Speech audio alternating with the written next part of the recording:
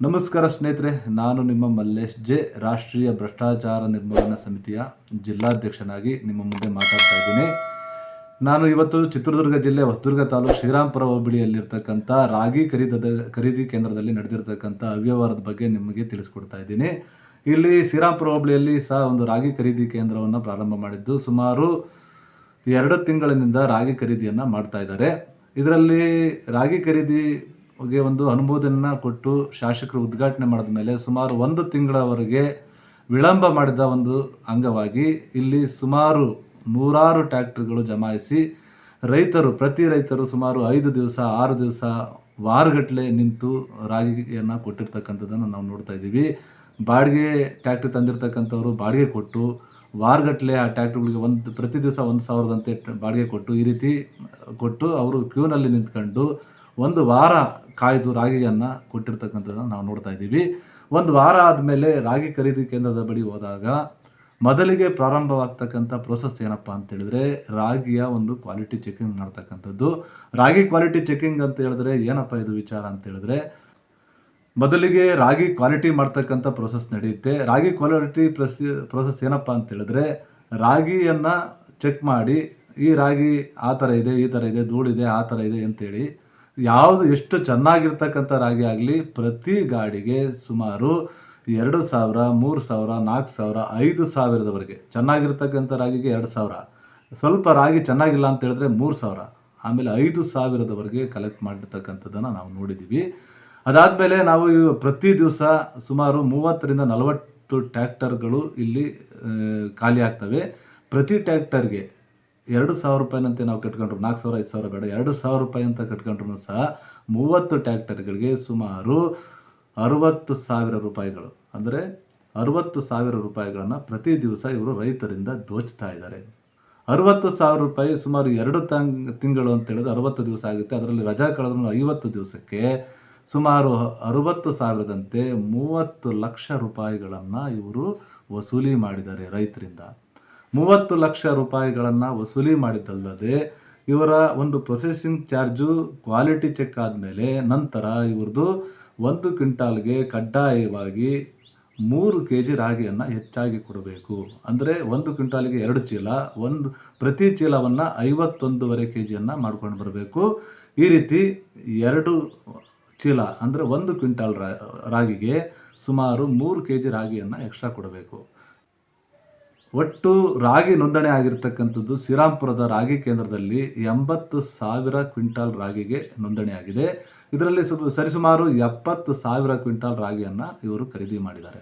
70,000 quintal ರಾಗಿಗೆ ಪ್ರತಿ ಕ್ವಿಂಟಾಲ್ಗೆ 2 kg ಅಂತ ಹೇಳಿದ್ರೆ 1,40,000 ರಾಗಿ ಇಲ್ಲಿ ಇವರು ಯಥೇಚ್ಛವಾಗಿ ರಾಗಿ, ನಾವು 1,40,000 ರಾಗಿಗೆ ಪ್ರತಿ ರಾಗಿಗೆ ಇವರೇ ಕೊಡ್ತಕ್ಕಂಥ ರೇಟನ್ನು ನಾವು ಲೆಕ್ಕ ಮಾಡಿದ್ರೆ 48 ರೂಪಾಯಿ ಇವರು ರಾಗಿಗೆ ಹಾಕ್ಕೊಡ್ತಾ ಇದ್ದಾರೆ. ಈ 48 ರೂಪಾಯಿ ಅಂತೆ ಸುಮಾರು 67 ಲಕ್ಷ ರೂಪಾಯಿ ಹಣವ ಎಕ್ಸ್ಟ್ರಾ ಇವರಿಗೆ ಸಿಗ್ತಾ ಇದೆ.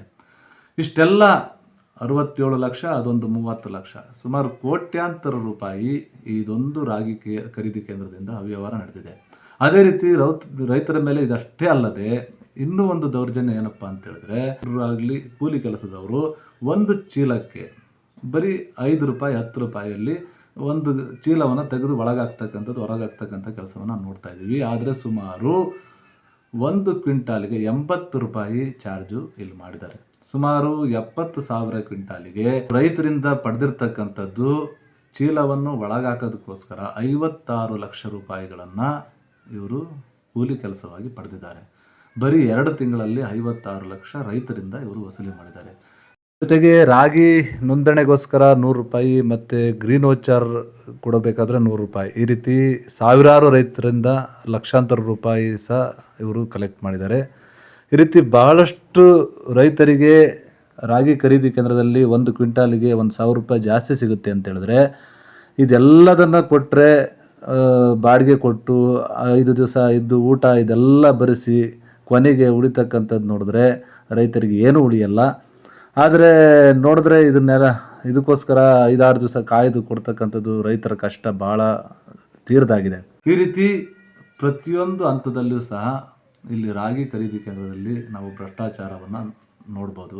ಅಲ್ಲಿ ಯಾವುದೇ ಒಂದು ಅಧಿಕಾರಿಗಳಿಗೆ ಹೇಳ್ತೀನಿ ಅಂತ ಹೇಳಿದ್ರು ಸಹ, ಯಾರಿಗೆ ಹೇಳಿದ್ರು ಸಹ ಅಲ್ಲಿರ್ತಕ್ಕಂಥವ್ರು ಯಾರೂ ಸಹ ಹೆದರಲ್ಲ. ಯಾಕೆ ಅಂತ ಹೇಳಿದ್ರೆ ಇದು ಎಲ್ಲರಿಗೂ ಸಹ ಗೊತ್ತಿರ್ತಕ್ಕಂಥ ವಿಚಾರ. ಇವರೆಲ್ಲರ ಸಹಭಾಗಿತ್ವದಲ್ಲಿ ನಡೀತಕ್ಕಂಥದ್ದು ಅಂತೇಳಿ ನಾವು ತಿಳ್ಕೊಂಡಿದ್ದೀವಿ.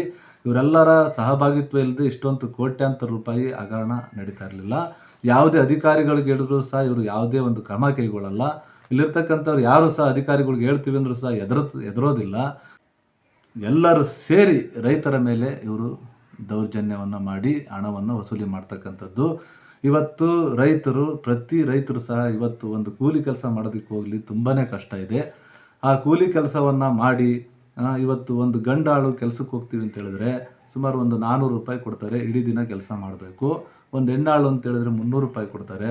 ಆ ಹೆಣ್ಣು ಮಕ್ಕಳು ಬೆಳಿಗ್ಗೆಯಿಂದ ಸಾಯಂಕಾಲದವರೆಗೂ ಕೆಲಸ ಮಾಡಬೇಕು. ಇವರು ಯಾವುದೇ ಒಂದು ಸರ್ಕಾರಿ ಅಧಿಕಾರದಲ್ಲಿರ್ತಕ್ಕಂಥವ್ರಿಗೆ ಪ್ರತಿಯೊಬ್ಬರಿಗೂ ಸಹ ಯಾರಿಗೂ ಕಡಿಮೆ ಅಂತ ಹೇಳಿದ್ರೆ 15,000 20,000 ರೂಪಾಯಿ, ಮೇಲಧಿಕಾರಿಗಳು ಲಕ್ಷಾಂತರ ರೂಪಾಯಿ ಸಂಬಳವನ್ನು ಪಡಿತಾರೆ. ಇಷ್ಟೆಲ್ಲ ಸಂಬಳವನ್ನು ಪಡೆದರೂ ಸಹ ರೈತರಿಗೆ ಹಣಕ್ಕೋಸ್ಕರ ಕೈ ಚಾಚತಕ್ಕಂಥದ್ದನ್ನು ನೋಡಿದ್ರೆ ಬಹಳ ನಮಗೆ ದುಃಖ ಆಗ್ತಕ್ಕಂಥ ವಿಚಾರ.